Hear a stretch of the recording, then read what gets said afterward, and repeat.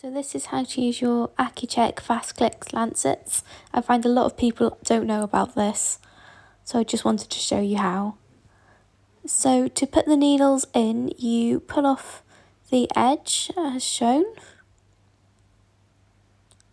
and then we're going to just insert the little drum which should be on your prescriptions. So each drum has 6 needles in it, which I think is what confuses people. So that just goes in the white end first, and you just need to spin it a few times, and then it'll click in and it'll be completely flush. And then you can just put the end back on, like so.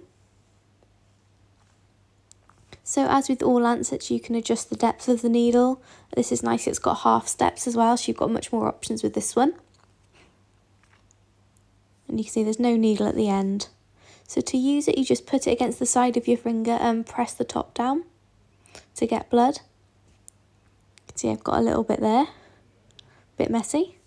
And then the unusual thing is once you've taken the blood, you move that slider across to the right and then back, and you'll see it's gone from 6 to 5. And that means you've moved on to the next needle. So you can use it up to 6 times, and when you get to 1, you'll see that it just doesn't go across anymore.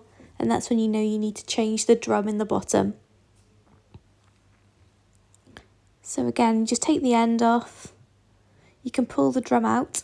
It's important to note that when you've taken that drum out, you get a little line and it won't compress anymore, so you can't then re-put the drum back in. It sticks out too far. So even if you've only used 2 of the needles and you take the drum out, it will not go back in. And that's all you need to know.